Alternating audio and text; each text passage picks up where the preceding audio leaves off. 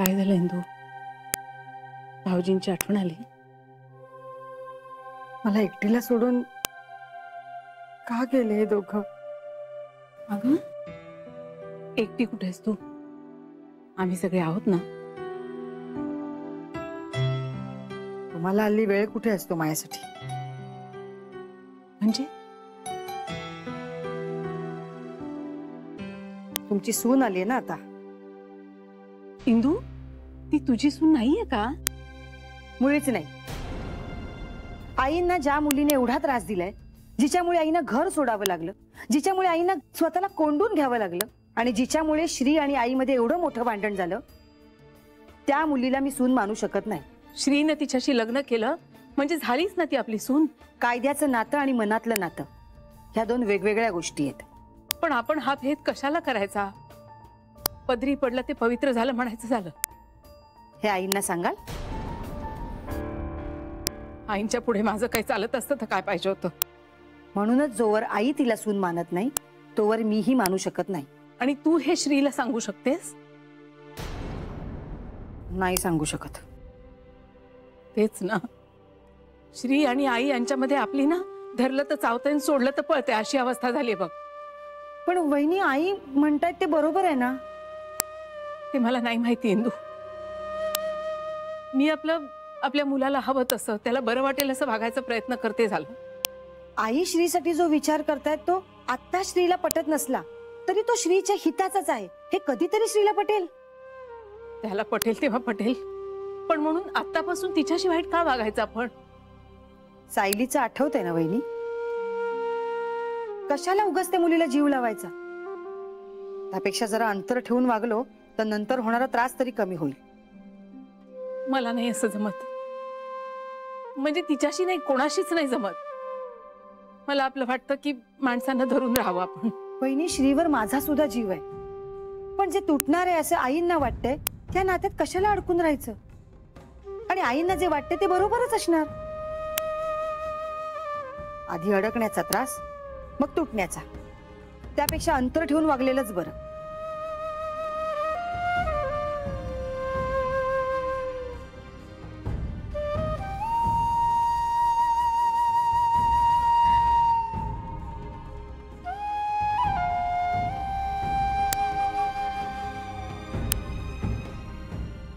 वहिनी, वहिनी मला माफ करा, चुकलं माझं.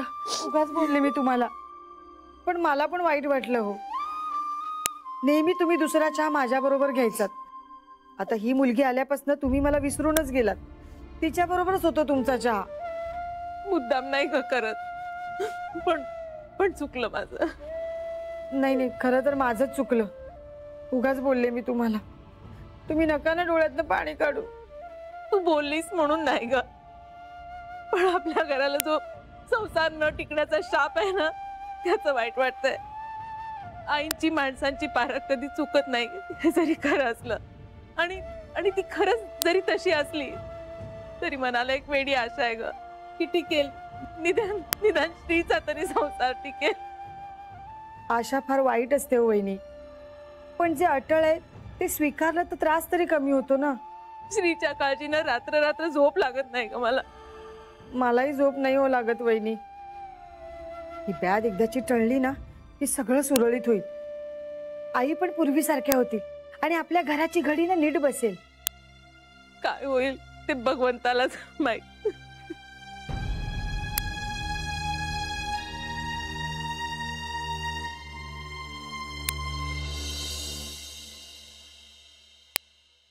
पिंट्या, जरा चहा टाकशील का?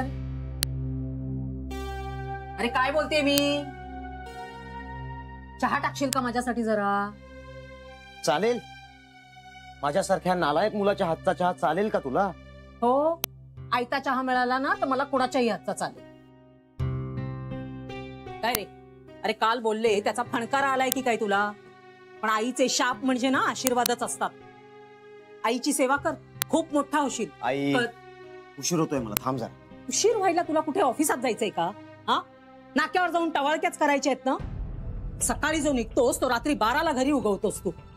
जानू गेल्यापासून तुला विचारणारं कुणी नाही ना, असं झालंय तुझं. आणि काय म्हटलं मी तुला? पैसेवाल्या मुलीशी लग्न कर. ह्याच्यात काय चुकलं माझं? उगीच डोक्यात राग घालून घ्यायची म्हणजे काय? आई तुला मी सांग तुम्ही आला? का गं? तू पण मला घालवायलाच निघालीस की काय? मी आपलं सहज विचारलं.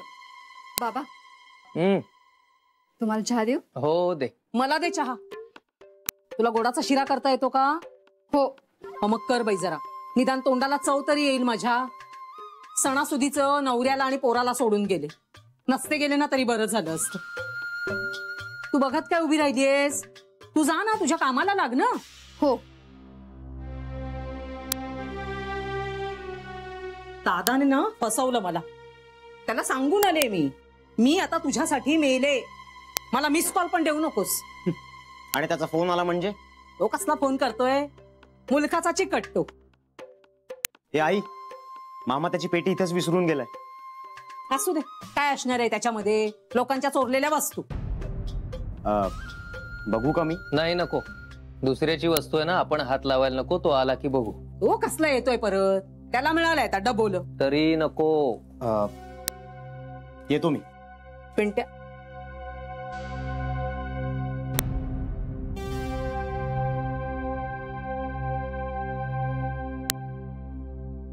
काय हो? तुम्हाला काय वाटतं? कुठे जात असेल तो? ऐकून न ऐकल्यासारखं करणार तुम्ही. बाबा अगं आई गो. काय ग? मला काय मधुमेहाचा त्रास आहे का?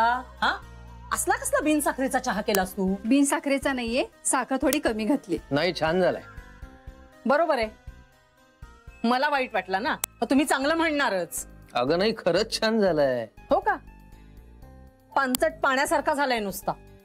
जानू कसा सुंदर चहा करायची. नाही आवडला का तुम्हाला? अजिबात नाही. ठीक आहे, मग पुढच्या खेपेस तुमचं तुम्ही करून घ्या. हो का? मग तुला कशाला ठेवलंय आम्ही? हे बघा, माझं काम फक्त स्वयंपाकाचं आहे. म्हातारा माणूस म्हणून मी बाबांना स्वतः चहा करून देते. त्यांच्यावर तुम्हाला चहा दिला तर तुमच्या उलट्या बोंबा. मला नाही तुमचा चहा करायला जमायचं. असा कसा करून द्यायचा जमणार नाही म्हणतेस? हा, आम्ही काय तुला फुकटचा पगार द्यायचा का? अगं पगार दिलाय कुठे अजून आपण? हो, पण देणारच आहोत ना आपण तिला. अगं ती चांगलं काम करतीये ना, करू दे की. मध्ये मध्ये खोडा कशाला घालतीयेस? मी खोडा घालते? हा, ही दीड दमडीची बाई मला उलट सुलट बोलते, ते दिसत नाहीये तुम्हाला? आणि तिच्या समोरच तुम्ही माझा अपमान करताय. माझी किंमत पण ठेवत नाहीयत. अहो, कुठे फेडाली पाप? तो भाऊ एक तसला वैरी निघाला आणि तुम्ही हे असे. काय म्हणावं काय मी माझ्या कर्मदारिद्री नशिबाला? अहो, तुम्ही कशाला एवढा त्रास करून घेता जीवाला? काय सांगू मी तुला माझं नशीब? या माणसाने ना माझ्या आयुष्याचं वाटोळं करून टाकलंय. नाही हो, खूप गरीब आहेत ते बिचारे तुमच्या आयुष्याचं काय वाटोळं करणार? तुला काय ग माहित? पक्का कारस्थानी माणूस आहे हा. खाली मुंडी आणि पाताळ धुंडी. असं असेल ना ताई, तर जे मी 2 दिवसात त्यांना ओळखलं ना, ते तुम्ही 20 वर्षात त्यांना नाही ओळखू शकलात. हो का? आणि तुला कोणी सांगितलं आमच्या घरच्या भानगडीमध्ये नाक खुपसायला? हा, चल निघ. काही गरज नाही मला तुझी. सांगितलेलं कळत नाहीये तुला? हे बघा, मी ह्या माणसाकडे बघून इथं कामाला राहिले होते. हो का? मग आता माझ्याकडे बघ आणि निघ. 1 मिनिट. शांता गेली तर रोजचा स्वयंपाक करणारे कोण?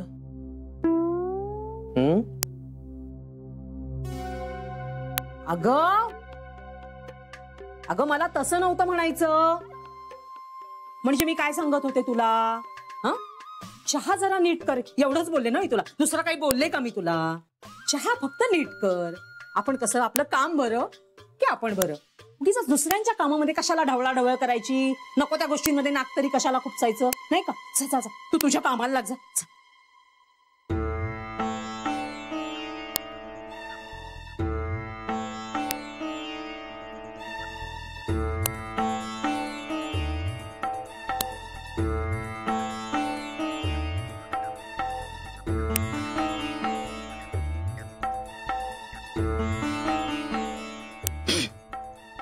शांता, कप बशी कोण घेऊन जाणार? आले.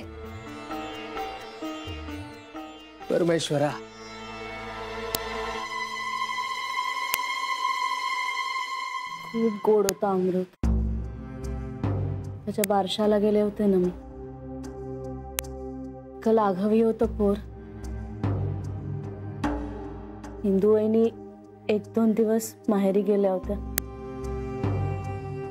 अमृत आजीशिवाय आणि बाबांशिवाय राहायचा नाही म्हणून इंदुबाईंबरोबर नव्हता गेला. त्याच्या बाबांनी नवीन गाडी घेतली होती. इंदुबाईंना सरप्राईज द्यायचं होतं त्यांना. आई म्हणत होत्या सरप्राईज दे पण तू ड्राईव्ह करू नकोस. नाहीतरी ड्रायव्हर घेऊन गेले असते तरी जे होणार होतं ते टळलं नसतंच. अमृत आणि त्याचे बाबा गाडीत होते आणि एक ट्रक डिवायडर फोडून त्यांच्या गाडीवर आलं. श्रीने अडवलं नसतं ना तर इंदुबाईंनी नसत्या सावरले. किती लहान होता आमचा श्री आणि एवढा शहाणपणा कुठून आला त्याच्यात माहित नाही ग. कौतुकच आहे पण मोठ्या आईंचं. अख्खं आयुष्य नवऱ्याशिवाय जगणं किती कठीण आहे. काय माहित. मी एक क्षणही नाही जगू शकणार श्रीशिवाय. त्याच्या बरोबरच जाईन. आधी नाही नंतर नाही, बस त्याच्या बरोबर.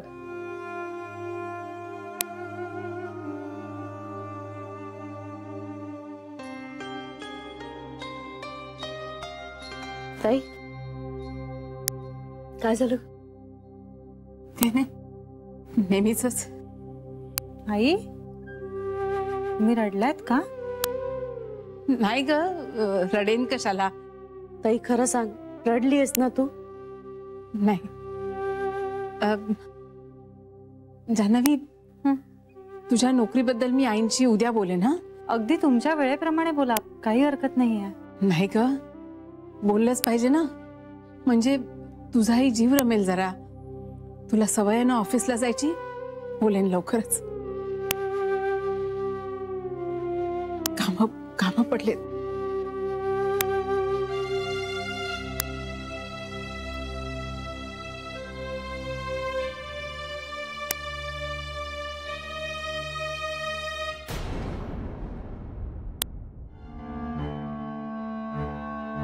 त्या मुलाला काही काळ वेळ आहे का नाही? सकाळी तोंड काळं केलेलं आहे, तर आता रात्र झाली तरी परत आलेला नाहीये. कुठे जातो काय करतो तेव्हाच ठाऊक. फोन पण लागत नाहीये. काय समजायचं काय आम्ही? अहो जानूला तरी फोन करू का?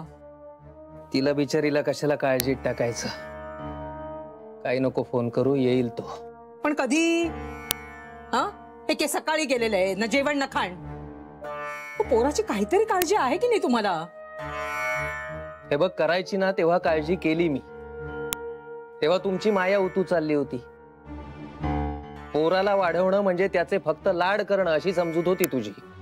मी जरा कुठे त्याला बोललो तर कचा कचा भांडायचीच माझ्याशी. झालं, त्याला कळलं आई ही आपली ढाल आहे. आता तर त्याचं बोलायचंही वय राहिलेलं नाही. आता काहीही राहिलेलं नाहीये आपल्या हातात. अहो स्वतःच्या पोटच्या पोराविषयी बोलताय तुम्ही. तुम्हाला काहीच कसं वाटत नाही त्याच्याबद्दल? बाप म्हणून जे काय वाटायला हवं ना ते सगळं वाटतंय मला.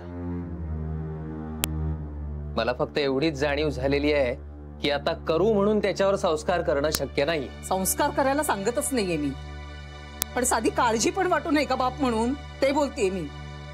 काही माया आहे की नाही पोराविषयी? मला मायेचं प्रदर्शन नाही करतायत. जे काय वाटायचं ना ते सगळं वाटतच आहे मला. पण आत्ताच्या त्याच्या या वागण्यासाठी त्याला दोष देण्यापेक्षा स्वतःलाच जबाबदार मानतोय मी. असं नुसतं बोलून तो घरी येणार आहे का? मग आकांडतांडव करून तो घरी येणार आहे का? सुरू करा तुमचा आकांडतांडव. हा सुरू. चैनच पडत नाही का हो तुम्हाला मला टोचून बोलल्याखेरीज? मी तुला काहीही बोललेलो नाहीये बाई. पिंट्या येईल, जरा धीर धर, शांत राहा, एवढंच बोललो मी. हल्ली उशिराच येत होतो. काय हो, कुठे जात असेल तो इतका वेळ? भलती सलती संगत तर लागली नसेल ना त्याला? व्यसन? हो अहो जुगार बिगार खेळत नसेल ना तो? ती नको काळजी करू. जुगारात हरण्यासाठी काही नाहीये त्याच्याकडे.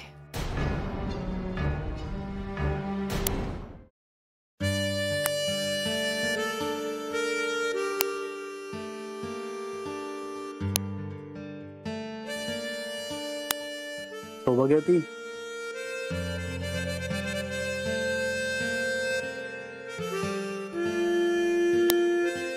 काय झालंय? काही नाही. कोणी काय बोललंय का तुला? नाही नाही नाही. मग कसला विचार चाललाय मिसेस? मोठ्या आईंचा. मोठ्या आईचं काय? त्यांनी एकट्यांनी आयुष्य कसं काढलं रे? एकटी कुठे आहे ती? आपण सगळे आहोत ना तिच्या बरोबर. तसं नाही रे. नवरा शेवटी नवरा असतो ना. आणि मूल स्वतःच्या मुलाला म्हणजे त्याचा मृत्यू कसा अनुभवला असेल त्यांनी. श्री, पिंट्या काही वर्षांनीच लहान आहे माझ्यापेक्षा, पण ते मूल आहे रे आमच्या घरातलं. त्याला दुखलं खुपलं तरी त्रास होतो मला. मोठ्या आईंनी त्यांच्या मुलाचा मृत्यू कसा झेलला असेल. ए वेडाबाई, का रडतीयस? रडायचं नाही. मला कल्पनाच करवत नाहीये रे श्री. नाही, तू कल्पना करूही नकोस. खूप त्रास झाला होता मोठ्या आईला.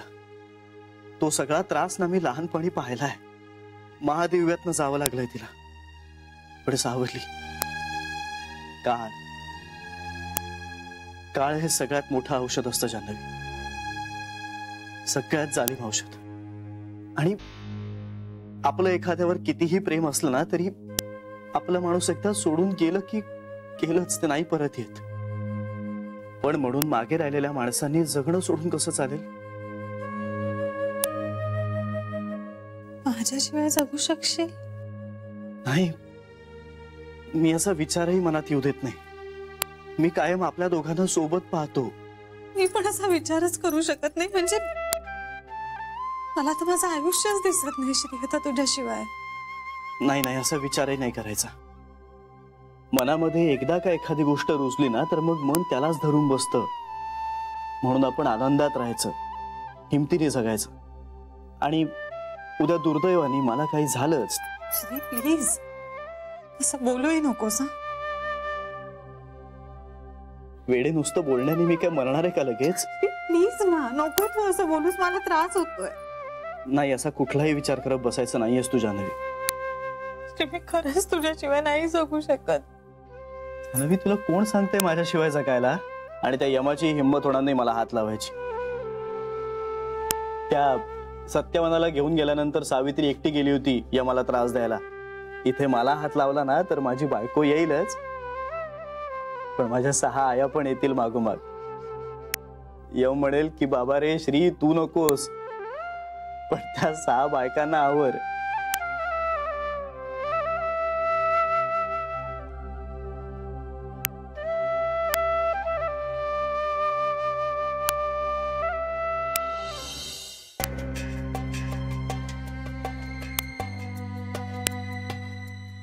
काका, मी काय म्हणतो, पिंट्या येईल इतक्यात, तुम्ही नका काळजी करू. तुला तरी काही बोलला का रे कुठे जातोय ते? नाही, आमचं इतक्यात काही बोलणं नाही झालंय. पण मग तुला काही अंदाज आहे का की कुठे जाऊ शकतो तो? नाही, मला नाही कल्पना. त्याच्या सगळ्या मित्रांना सुद्धा फोन करून झाले. आता कुठे शोधायचा या पोराला? आपण एक काम करूया, जानूला फोन लावूया. कदाचित तिच्याकडे तर गेला नसेल ना? नाही नाही, तिच्याकडे गेला असता तर तिने लगेच कळवलं असतं आपल्याला. तेवढी जबाबदार आहे ती. अरे देवा, असं कसं झालं? माझ्या पोराला कोणी पळवून तर नेलं नसेल ना? काय करू मी आता?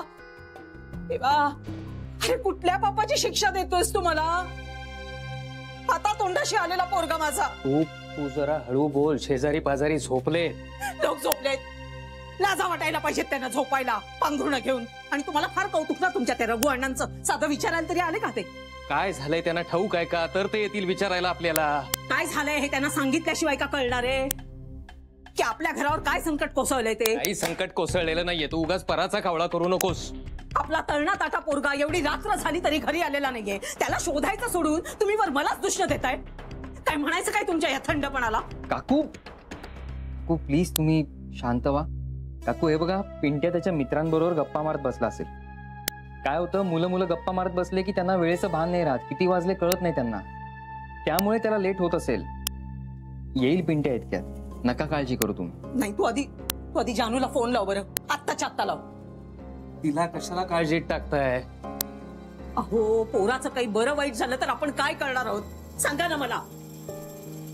तू फोन लाव रे तिला आधी. मीच लावला असता पण माझ्या फोन मध्ये पैसे नाही आहेत, नाही तर मिस कॉल दिला असता ना. नाही तू थांब, एवढ्या रात्री तू फोन करणं बरं दिसणार नाही, मी लावतो.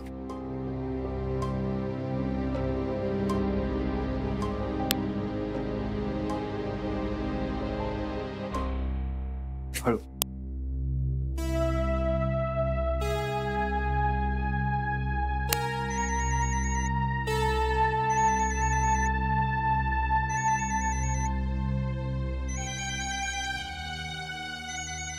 बाबा. हॅलो बाबा. हॅलो.